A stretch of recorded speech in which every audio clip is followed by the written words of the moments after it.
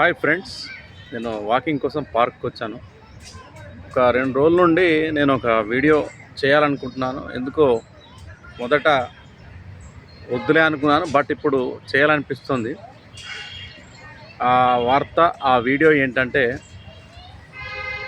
మనం అందరూ సరదా కోసం, ఎంటర్టైన్మెంట్ కోసము సినిమాలకు వెళ్తూ ఉంటారు, సినిమాలు చూస్తూ ఉంటారు.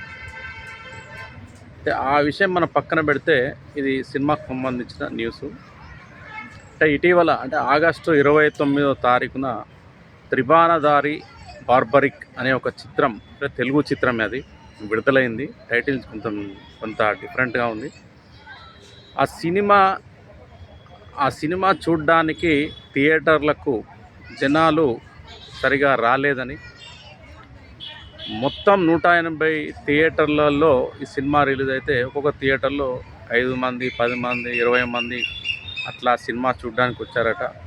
మరి 2.5 ఏళ్ళు మరి ఈ సినిమా కోసం తన ప్రాణం పెట్టి, మనసు పెట్టి తీశాడు దర్శకుడు మోహన్ శ్రీవత్స.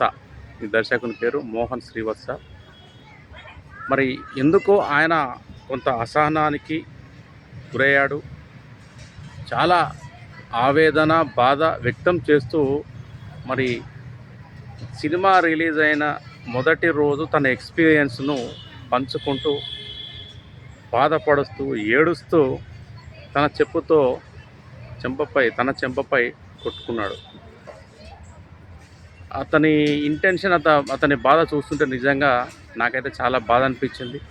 సోషల్ మీడియాలో కూడా కొంతమంది దీన్ని అనాలిసిస్ కూడా చేయడం జరిగింది. మరి ఒకప్పటి తెలుగు సినిమా ఇండస్ట్రీ, ఇప్పుడున్న తెలుగు సినిమా ఇండస్ట్రీ, ఇప్పుడు వస్తున్న సినిమాలు, మరి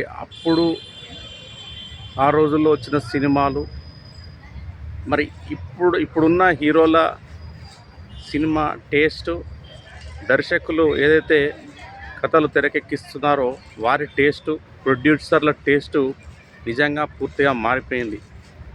ఒకప్పుడు సినిమాలంటే పెద్ద హీరోలే, స్టార్ హీరోలే ప్రయోగాత్మక చిత్రాలు, కళాత్మక చిత్రాలు, మంచి కుటుంబ కథా చిత్రాలు, సందేశాత్మక చిత్రాలు తీసేవాళ్ళు. మనం చూసాం ఒకప్పుడు. మరి సీనియర్ ఎన్టీఆర్ నా దేశం సినిమా కావచ్చు, బొబ్బిలి పులి సినిమా కావచ్చు, ఎన్నో సినిమాలు. నాగేశ్వరరావు కూడా మరి భక్తి రస కథా చిత్రాలు ఎన్నో. మరి శోభన్ బాబుని తీసుకుంటే కుటుంబ కథా చిత్రాలు, కృష్ణను తీసుకుంటే కుటుంబ కథ చిత్రాలు, సందేశాత్మక చిత్రాలు ఎన్నో తీశాడు. అప్పుడు స్టార్ హీరోలు తీశారు ఆ సినిమాలు. ఇప్పుడు స్టార్ హీరోలు తీయట్లేదని అనట్లేదు. ఇప్పుడున్న స్టార్ హీరోలు కూడా సందేశాత్మక కథ చిత్రాలు, ఠాగూర్ కావచ్చు, జనతా గ్యారేజ్ కావచ్చు, చాలా సినిమా నాగార్జున చేశాడు, వెంకటేష్ చేశాడు. వెంకటేష్ ధర్మచక్రం, శత్రువు, అవినీతి గురించి కావచ్చు, అన్యాయం గురించి కావచ్చు, అనేక రకాల సినిమాలు వచ్చాయి. కమల్ హాసన్ చూడండి మీరు. కమల్ హాసన్ స్టార్ హీరో ఆయనే. తమిళ్లో స్టార్ హీరో అయినప్పటికీ తెలుగులో సాగర సంగమం, స్వాతిముత్యం, శుభ సంకల్పం, ఎన్నో ఆనిముత్యాలు మరి వారి నుండి రావడం జరిగింది. అయితే రాను గత 15 సంవత్సరాల నుండి పూర్తిగా మన భారతీయ సినిమా ముఖ చిత్రం అనేది మారిపోయిందని చెప్పాలి. భారతీయ సినిమా దర్శకులు, హీరోలు కొత్త ఈ హాలీవుడ్ ఏదైతే ఉందో హాలీవుడ్ రేంజ్లో మన సినిమాలు చేయాలి, అదే నిర్మాతలు కూడా హాలీవుడ్ రేంజ్లో సినిమాలు చేయాలి, వ్యాపార పరంగా లాభాలు ఎక్కువ గడించాలన్న ఆలోచన నిర్మాతలో పెరిగిపోయింది. పాన్ ఇండియా స్టార్స్గా మారిపోవాలన్న ఆలోచన హీరోల్లో పెరిగిపోయింది. దర్శకులు కూడా పాన్ ఇండియా రేంజ్లో కథలు రాసుకొని పాన్ ఇండియా లెవెల్లో సినిమాలు రూపొందించాలన్న ఆలోచన వారిలో మరి రావడం జరిగింది. మరి మనం చూస్తే గత 12-13 సంవత్సరాల నుండి మనం చూస్తున్నాం. గత 15 సంవత్సరాల నుంచి ఎస్ఎస్ రాజమౌళి మరి తీస్తున్న సినిమాలు, మగధీర నుంచి మొదలుకొని త్రిబుల్ ఆర్, మళ్ళీ ఇప్పుడు మహేష్ బాబుతో ఒక సినిమా షూటింగ్ జరుగుతుంది అనుకుంటా. ఇవన్నీ పాన్ ఇండియా మూవీస్. 100 కోట్లు వెచ్చించి సినిమా చేసి థియేటర్లకి ప్రేక్షకులను రప్పించి, అదేవిధంగా వ్యాపారం, సినిమా అనేది ఒక వ్యాపారం. అయితే ఈ సినిమా రంగంలో కూడా అనేక రకాలైన భిన్నాభిప్రాయాలు మనం వింటున్నాం, ఎప్పటి నుండో వింటున్నాం. అంటే ఏదో నలుగురు ఇండస్ట్రీని ఏలేస్తున్నారని చెప్పేసి అదొక ఎప్పుడూ వింటుంటాం అది ఆ వర్డ్. చిన్న నిర్మాతలను తొక్కేస్తున్నారని చెప్పేసి వింటుంటాం. కొత్త వారికి అవకాశాలు ఇవ్వరు అనే ఒక కొన్ని వ్యాఖ్యలను కూడా మనం వింటుంటాం. చిన్న దర్శకులకు అసలు అవకాశాలు లేవు అని వింటుంటాం. ఇట్లా ఎన్నో విమర్శలను కూడా మరి తెలుగు సినిమా రంగం మూటగట్టుకుంది. అయితే మరి సినిమా అంటేనే ఒక కళారంగం. దీన్ని నమ్ముకొని ఎంతోమంది ఎంతో ఉత్సాహంతో, ప్యాషన్తో డైరెక్టర్ కావాలని, యాక్టర్ కావాలని, రైటర్ కావాలని, మ్యూజిషియన్ కావాలని అనేక రకాలుగా క్రాఫ్ట్లు ఉంటాయి. కాబట్టి ఎవరికి నచ్చిన క్రాఫ్ట్ని వారు ఎంచుకొని మరి సినిమా ఇండస్ట్రీలోకి ఎంట్రీ ఇవ్వడం జరుగుతుంది. అంటే సినిమా రంగం అనేది మిగతా రంగాలతో పోలిస్తే భిన్నమైందనే చెప్పాలి మనం ఇక్కడ. ఎందుకంటే ఇక్కడ ఎంతో కష్టపడితే కానీ, ఎంతో నిజాయితీతో ఉంటే కానీ, ఎంతో శ్రమటోస్తే కానీ, ఎంతో తెలివితేటలు క్రియేటివ్ ఉంటే కానీ మరి ఈ రంగంలో సక్సెస్ కాలేరు. మరి చాలామంది కూడా మరి ఇప్పుడున్న త్రిబాణధారి బార్బరిక్ అనే సినిమా డైరెక్టర్ ఆవేదన ఒక యాంగిల్లో చూస్తేనేమో ఆయన పాయింట్ కరెక్టేనేమో అనే ఒక బాధ అనిపిస్తుంది.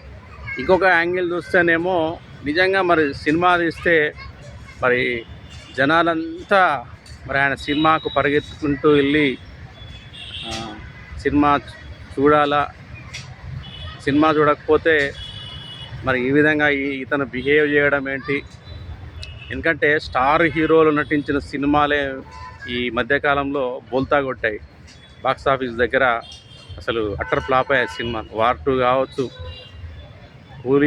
కూలీ ఏదైతే కూలీ సినిమా డివైడ్ టాక్ వచ్చినప్పటికీ కలెక్షన్స్ బాగానే వచ్చినాయి దానికి. Kingdom Vijay Deverakonda star hero కదా ఆయన కూడా, మరి ఆయన సినిమా కూడా అట్టర్ ఫ్లాప్ అయింది. మరి దీనికి ఆ డైరెక్టర్ ఏం సమాధానం చెప్తాడనేది నాకైతే అర్థం కావట్లేదు. దువ్వాడ జగన్నాథం అని చెప్పేసి అల్లు అర్జున్ నటించిన సినిమా భారీ అంచనాలతో దిల్ రాజు ప్రొడ్యూసర్గా వ్యవహరించారు. ఆ చిత్రానికి అట్టర్ ఫ్లాప్ అయిన సినిమా. దానికి మరి ఎవరు బాధ్యులు అంటే కంటెంట్ అనేది బాగున్నప్పుడు సినిమా అనేది ఖచ్చితంగా 100% ఆడుతుంది. మొదటి ఆట మంచి టాక్, బ్రహ్మాండమైన టాక్ వచ్చిందంటే ఖచ్చితంగా 100 days ఆశించిన స్థాయి కంటే ఎక్కువ కలెక్షన్స్ కూడా ఖచ్చితంగా వస్తాయి. అయితే సినిమా ఇండస్ట్రీలో ఏంటంటే కొంతమంది చిన్న ప్రొడ్యూసర్స్, చిన్న హీరోలు చిన్న చిత్రాలు నిర్మించి అంటే దిల్ రాజు పేరు వేసుకొని రిలీజ్ చేసుకోవడము, లేకపోతే అల్లు అరవింద్ పేరు వేసుకొని రిలీజ్ చేసుకోవడము, లేదా దగ్గుబాటి సురేష్ బాబు పేరు ఆయన సమర్పణలో వాళ్ళ పేరు వాడుకొని సినిమాను ముందు తీసుకుపోయి కొంతమంది సక్సెస్ అట్లా సాధిస్తూ ఉంటారు కొన్ని సినిమాలు. ఎందుకంటే వాళ్ళ బ్యానర్లో రిలీజ్ అయిన సినిమాలు, వాళ్ళ బ్యానర్లో థియేటర్లో విడుదలయ్యే చిత్రాల్లో కంటెంట్ బాగుంటుంది, కథ బాగుంటుందన్న నమ్మకము జనాలకు ఉంటుంది. కాబట్టి కొంత స్ట్రాటజిక్గా మరి కొంతమంది అలా చేస్తూ ఉంటారు. అయినప్పటికీ కొన్ని సక్సెస్ అవుతాయి, కొన్ని సక్సెస్ కావు. ఎగ్జాంపుల్ కేర్ ఆఫ్ కంచరపాలెం అనే సినిమా ఉంది. ఆ సినిమా దర్శకుడు మహా వెంకటేష్. ఇక్కడ సినిమా దర్శకత్వ శాఖలో పనిచేయకపోయినప్పటికీ కొన్ని యాడ్స్లో పనిచేసి యాడ్స్ డైరెక్షన్ చేస్తున్నప్పుడు కొంతమంది దగ్గర అతను పనిచేయడం జరిగింది. ఒక మంచి స్క్రిప్ట్ అతను రెడీ చేసుకొని అమెరికాలో ఉన్న ఒక డాక్టర్కు చెప్పడం, దాదాపు తక్కువ బడ్జెట్, అదే 50 లక్షల లో బడ్జెట్తో ఆ చిత్రాన్ని రూపొందించారు. ఆ తర్వాత రిలీజ్ విషయానికి వచ్చేసరికి కొంత ఆలోచించి వాళ్ళు దగ్గుబాటి సురేష్ బాబును సంప్రదించి మొత్తం మీద ఆ సినిమా రిలీజ్ చేయడం జరిగింది. అద్భుతమైన సక్సెస్ని సాధించింది. అది ఇక్కడ ఏంటంటే కంటెంట్ బాగుంది. సినిమా కంటెంట్ చాలా బాగుంది. కాబట్టి Kancharapalem, care of Kancharapalem cinema బాగా ఆడింది. అది దర్శకునికి కూడా బాగా పేరు వచ్చింది. ఇక్కడ సినిమా విషయానికి వచ్చేసరికి ఇక్కడ కంటెంట్ బాగుండాలి, అదేవిధంగా దాన్ని ప్రమోట్ చేయడం కూడా చాలా ఇంపార్టెంట్. అంటే సినిమా ప్రముఖులతో ఆ చిత్రాన్ని ప్రమోట్ చేయడం కావచ్చు, ఆ సినిమాకి సంబంధించి మరి సోషల్ మీడియాలో ప్రమోషన్స్ చేయడం కావచ్చు, మీడియా వాళ్ళతో ఇంటరాక్షన్ కావచ్చు, ఇట్లా కొన్ని స్ట్రాటజీ ఉంటుంది ఇక్కడ, సినిమా స్ట్రాటజీ. అవన్నీ చేస్తేనే కానీ కొంత సినిమా పాజిటివ్ టాక్ వచ్చే అవకాశం ఉంటుంది. ఆ పాజిటివ్ టాక్ కూడా కంటెంట్ బాగుంటేనే ఆ పాజిటివ్ టాక్ అనేది వస్తుంది. మరి ఇక్కడ త్రిబాణధారి బార్బరిక్ దర్శకుడు దాదాపు 9-10 నెలలు కథ రాసుకుని ఆ తర్వాత 2.5 సంవత్సరాలు సినిమా తెరకెక్కించి దాదాపు 10 కోట్లు సినిమా ఖర్చు పెట్టారట. చాలా ఆయన బాధపడుతున్నారు. అంటే దీనిలో కొన్ని కారణాలు కూడా ఉన్నాయి. అంటే ప్రేక్షకులు కూడా తప్పే ఇక్కడ. ప్రేక్షకులు కూడా పూర్తిగా అంటే కొంతమంది దర్శకుల చిత్రాలకు ఇక్కడ ప్రేక్షకులు కూడా కొంత అడిక్ట్ అయ్యారు. ఇది చెప్పడానికి కూడా నాకు ఇది బాధాకరమే ఈ విషయము. అంటే పెద్ద దర్శకులు తీసిన చిత్రాలే బాగుంటాయి, పెద్ద హీరోలు తీసిన స్టార్ హీరోలు తీసిన సినిమాలే చూడాలి. మరి ఇదొక అంశం కూడా కొంత చర్చనీయాంశంగా మారింది. అంటే కొత్త దర్శకులు, కొంత చిన్న హీరోలు, ఎక్కువ పాపులర్ కాని హీరోలు మంచి చిత్రాలు నటించినప్పటికీ వాటికి ప్రేక్షకులు కూడా కొంత వెళ్ళకపోవడం అనేది కూడా ఇక్కడ చర్చించాల్సిన అంశమే. ఇక్కడ మనం మలయాళం తీసుకుంటే మలయాళంలో అక్కడ చాలా తక్కువ బడ్జెట్లో మంచి కంటెంట్తో సినిమాలు రూపొందిస్తుంటారు. అక్కడ చాలా బాగుంటాయి వాళ్ళ సినిమాలు. కానీ ఆ తరహా కంటెంట్, ఆ తరహా చిత్రాలు మన దగ్గర తీయడానికి ఎందుకో మన నిర్మాతలు, దర్శకులు అంత ఆసక్తి చూపరు.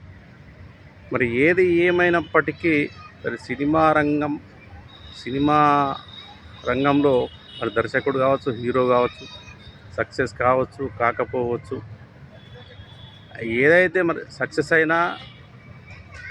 సక్సెస్ అదేవిధంగా ఫెయిల్యూర్ని కూడా తట్టుకొని ఎవరైతే ఇండస్ట్రీలో మరి ప్రయాణం కొనసాగిస్తారో వాళ్ళు సక్సెస్ను సాధించే అవకాశం ఉంటుంది తప్ప ఇక్కడ సక్సెస్ రాలేదని ఇండస్ట్రీని నిందించడమో, తమను తాము నిందించుకోవడమో, ఇతరులపైన వారి అపజయాన్ని నెట్టేసి తప్పించుకునే ప్రయత్నం అనేది ఇక్కడ చేయడం అనేది సమంజసం కాదు.